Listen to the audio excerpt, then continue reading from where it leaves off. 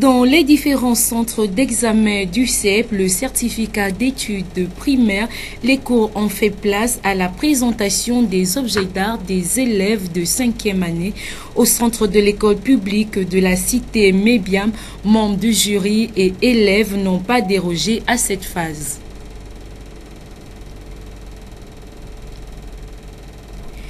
Les secrétaires à l'honneur suite à la célébration de la journée internationale de la secrétaire le 20 avril de chaque année.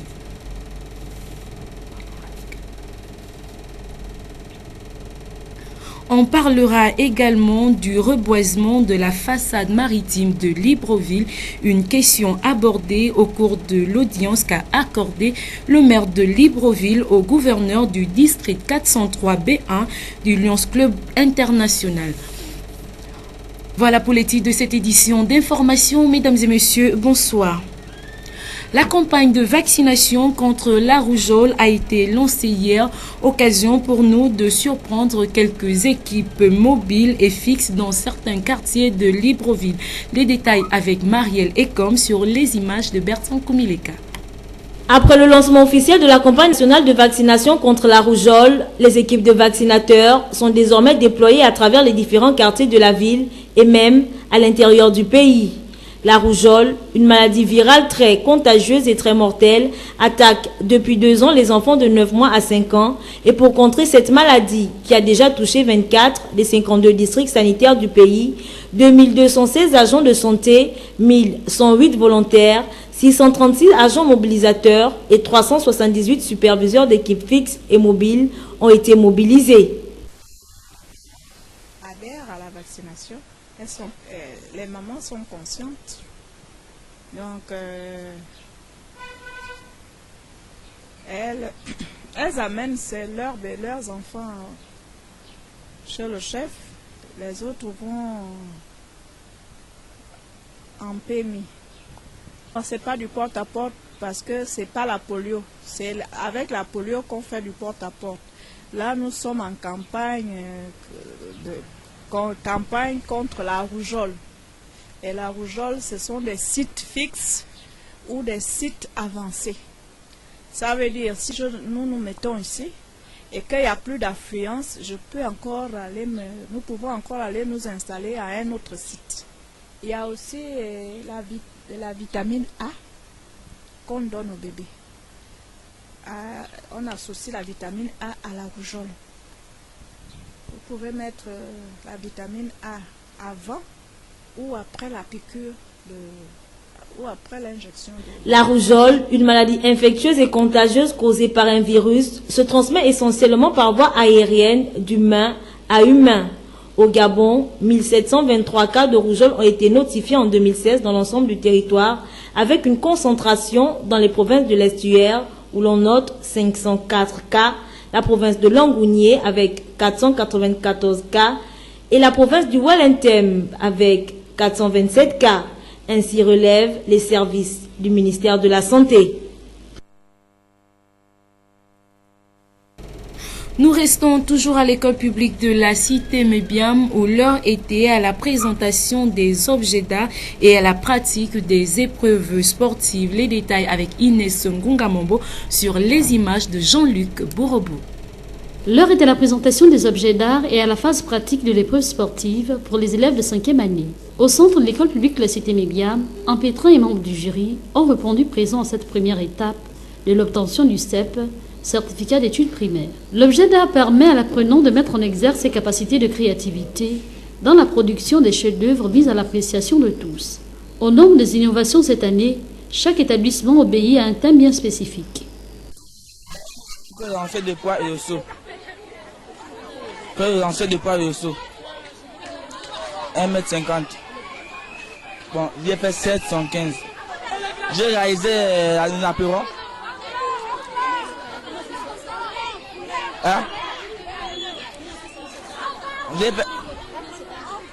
Non, c'est moi qui a produit.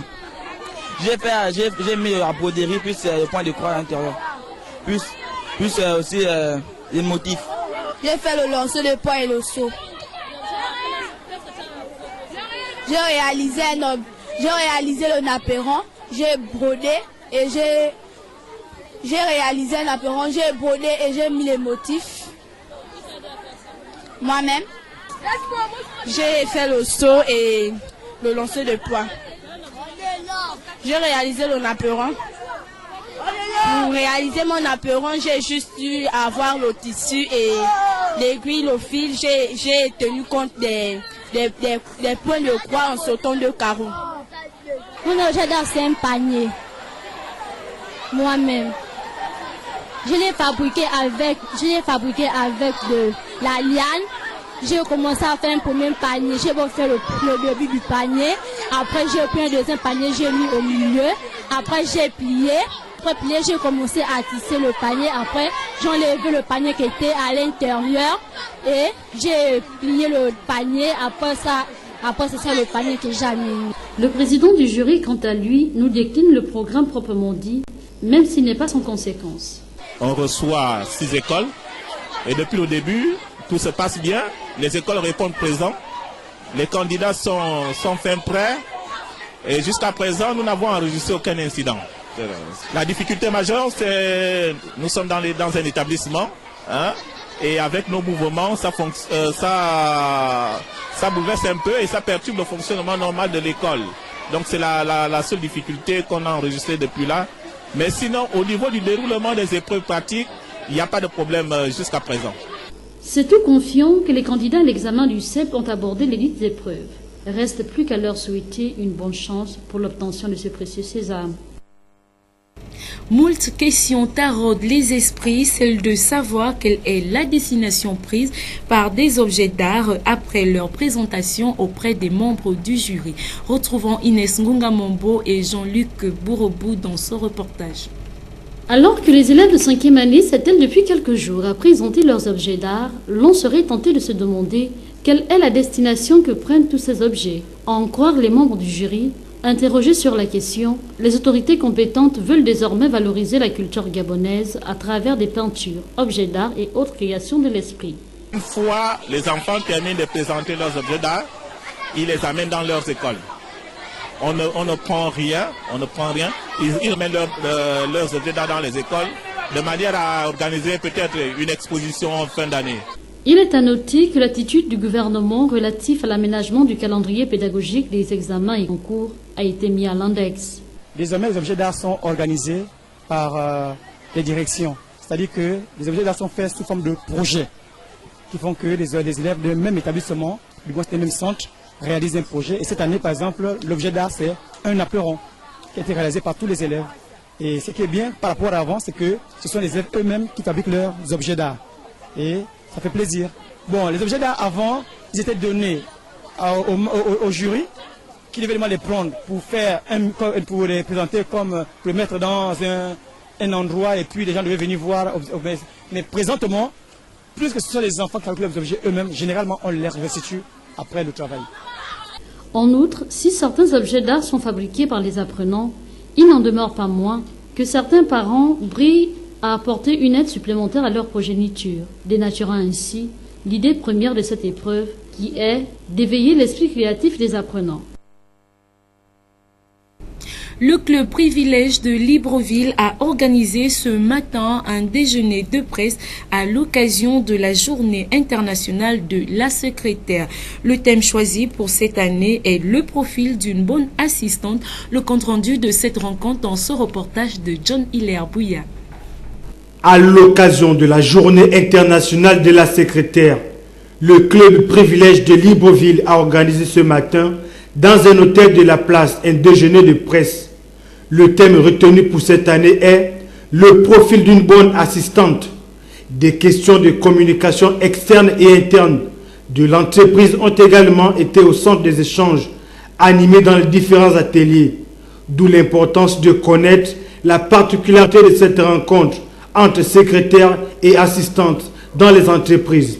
La particularité, c'est tout simplement que les secrétaires et les assistantes se retrouvent entre elles pour des échanges, pour suivre des formations, pour suivre des conférences, débats. Face aux mutations technologiques et au marché de l'emploi, Les secrétaires et assistantes dans les entreprises doivent être réactives et savoir anticiper et réagir aux évolutions perçues et prévues dans la communication interne et externe au sein des entreprises. Du droit dans ce journal avec Arnaud Babekon qui va nous expliquer les mécanismes d'attribution du nom en droit gabonais de la filiation de l'enfant naturel légitime de l'enfant né de père étranger ainsi que le port du nom du mari par la femme suivante. L'attribution du nom patronymique est énoncée par la législation gabonaise découlant du Code civil, première partie, notamment son article 93 qui en fixe les conditions. L'alinéa premier de ce texte dispose que, je cite, « Tout Gabonais doit avoir un nom auquel il ajoutera celui de son père et éventuellement un ou plusieurs prénoms. » Fin de citation. Il résulte de ce texte que les noms gabonais ont l'obligation d'être doubles, c'est-à-dire d'un nom qui est propre à l'enfant qui vient de naître, Moussavou par exemple. À côté de celui-ci, il doit figurer celui du père, Mbumba par exemple. Le nouveau-né devient, pour le singulariser quotidiennement, Moussavou Mbumba. Le texte à l'examen ne fait pas mention obligatoire de porter un prénom. Le prénom est facultatif. Autrement dit, tout Gabonais dont le nom ne se conforme pas à cette exigence, en application stricte de l'article 93 du Code civil, enfreint à cette loi et sa nationalité gabonaise pourrait être mise en doute car c'est une originalité que le législateur gabonais a voulu mettre en application. Mais la question de l'attribution du nom soulève autre réflexion ou explication pour l'enfant à l'égard duquel aucune filiation n'est régulièrement établie. L'article 96 résout la question. Pour cette catégorie d'enfants, cet article précise que le nom qu'il portera est celui qui lui est attribué par l'officier d'état civil à qui la naissance ou la découverte de l'enfant a été déclarée. Pour les enfants adoptifs, l'adoptant peut, s'il a un intérêt légitime, être autorisé à ajouter son nom à celui de l'adopté.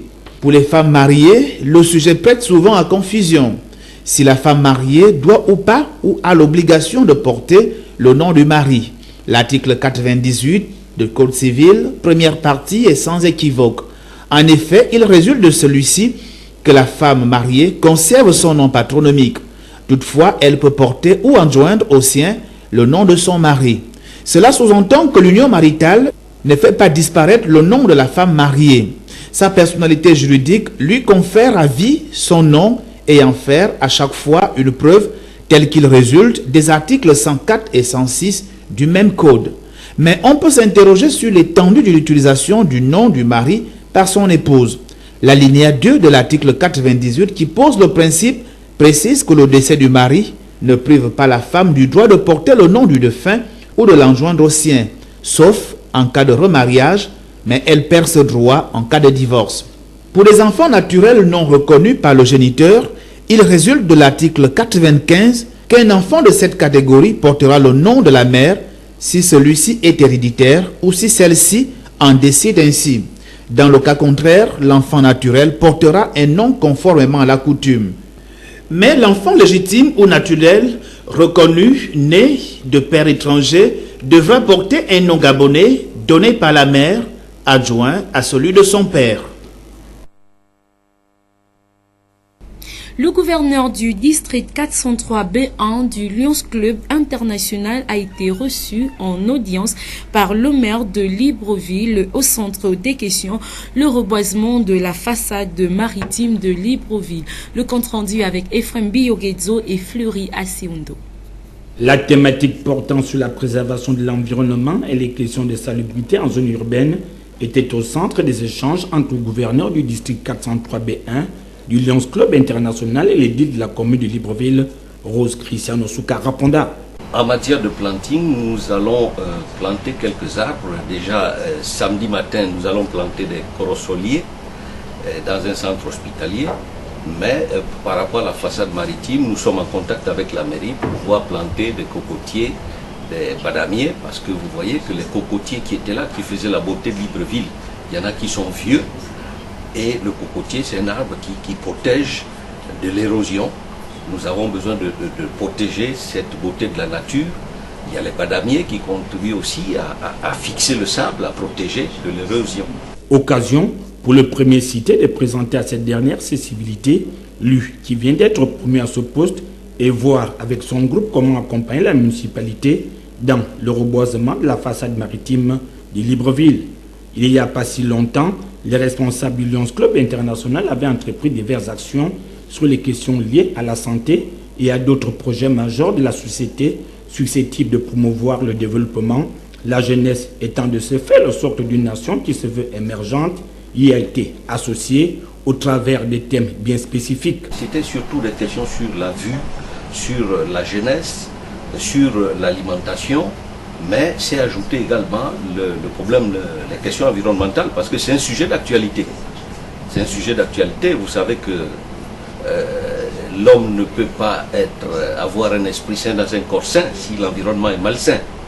Au regard du spectacle que nous assistons chaque jour, il est plus qu'urgent que chacune des personnes prenne cette difficulté à bras le corps afin que la lutte pour la préservation de notre environnement demeure un enjeu non seulement pour les gouvernants, mais aussi pour les populations. Le dialogue national est effectivement entré dans sa phase politique. Depuis le début de ces assises, on observe un retournement de veste de certains membres de l'opposition, suivant cette analyse de Fabiona Mengue.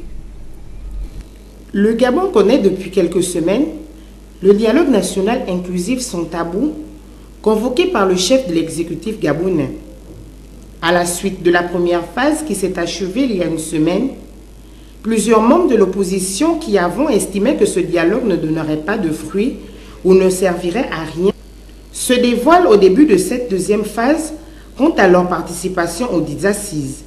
Qu'est-ce qui explique ce revirement?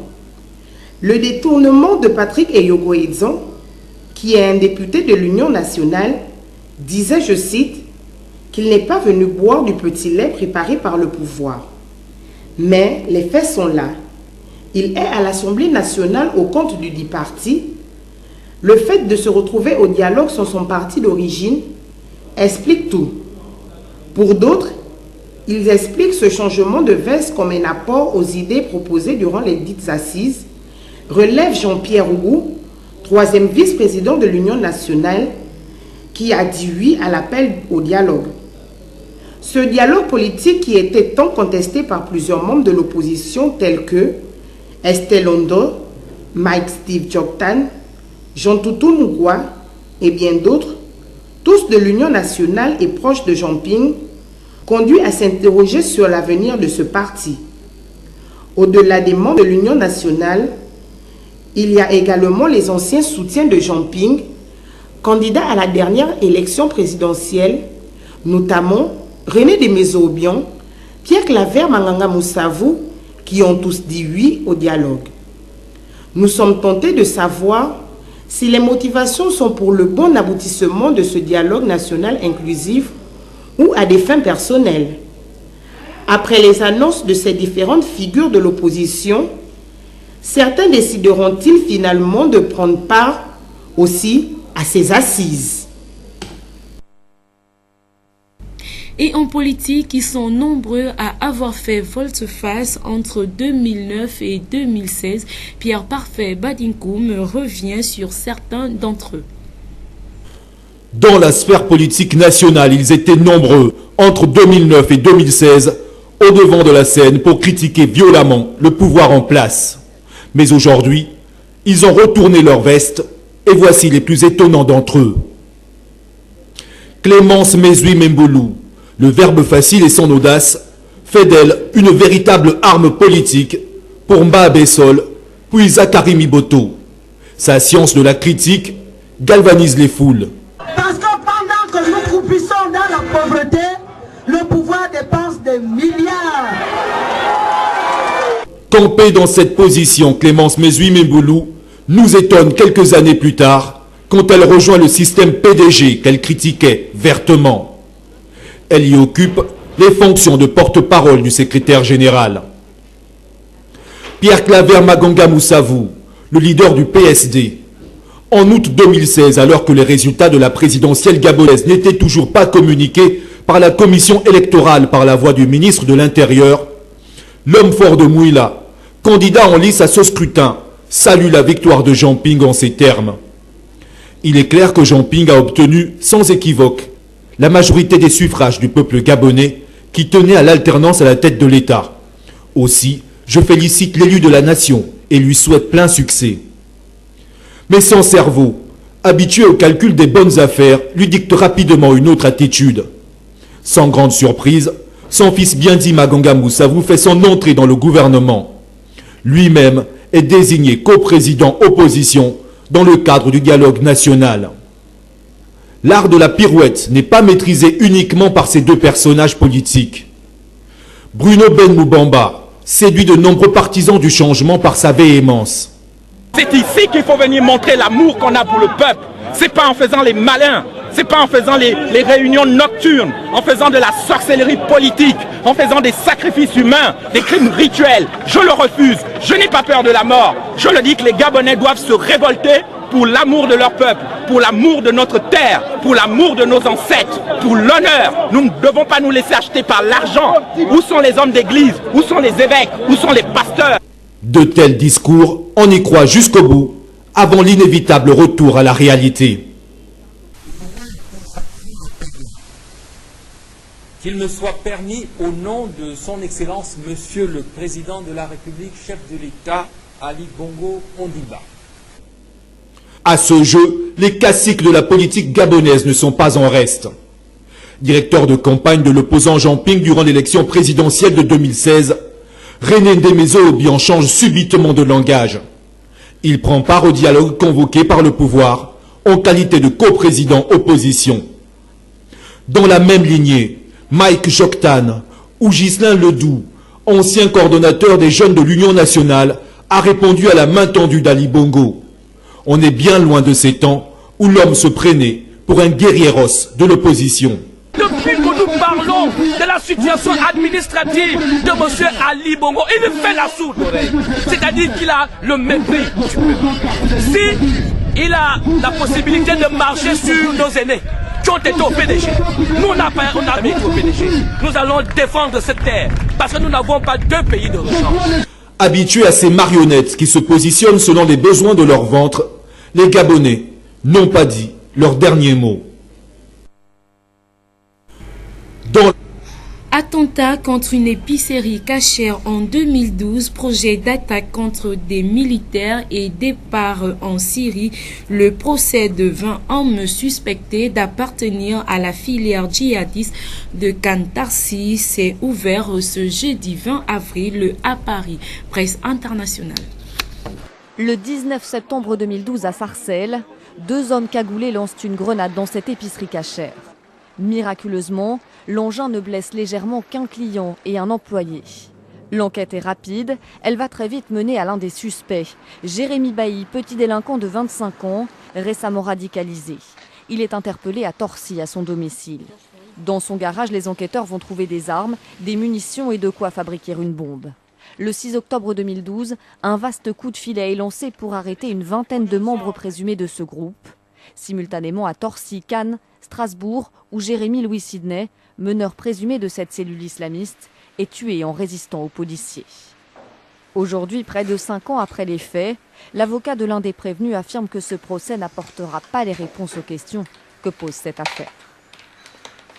Comment est-ce que des gosses peuvent être assez désespérés pour être d'accord pour les se faire péter eux-mêmes, ou pour en tout cas prendre des risques très importants pour les faire péter des personnes qui a priori n'ont rien fait.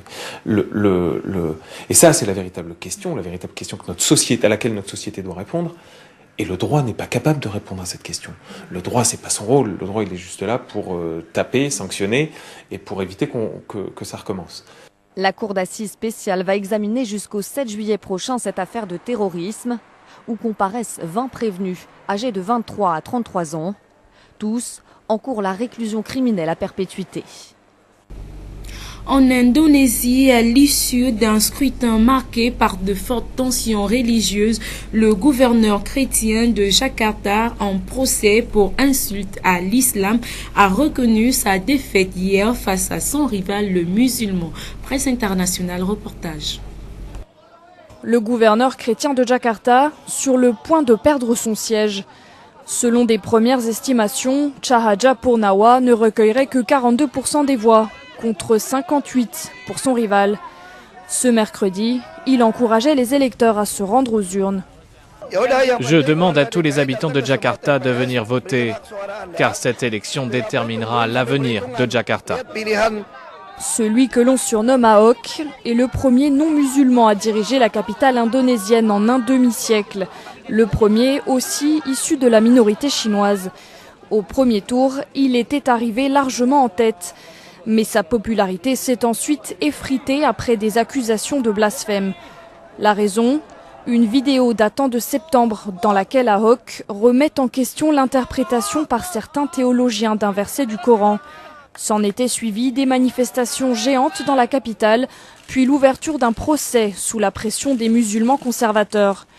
Pour ce scrutin, la présence policière a été largement renforcée. Mais malgré les tensions, de nombreux électeurs sont allés voter. J'étais tellement impatiente. Je me suis levée très tôt pour venir voter. Je me sens calme et paisible parce que c'est l'opportunité de voter pour une Jakarta plus démocratique, plus prospère et équitable pour tous. Ce scrutin est considéré comme un test pour la tolérance religieuse dans un pays où près de 90% des habitants sont musulmans. Les résultats officiels ne seront pas communiqués avant début mai.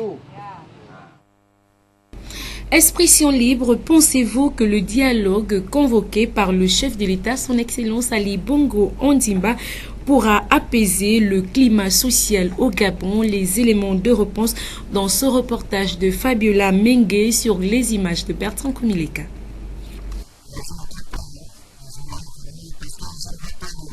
Que le dialogue national a apporté pour le Gabon.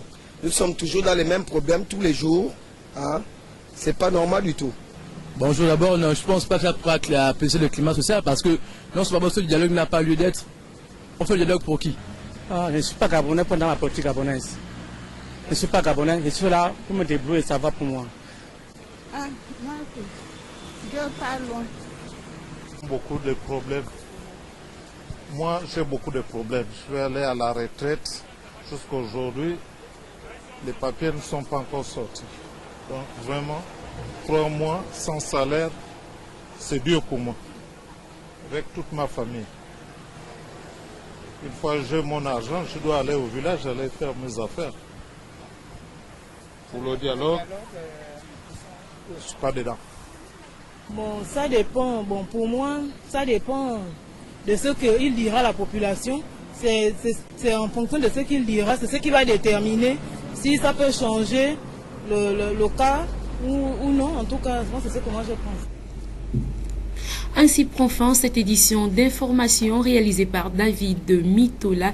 La chefferie d'édition est assurée tout au long de cette semaine par John Hiller Bouya. Je vous retrouve demain à la même heure. Au revoir.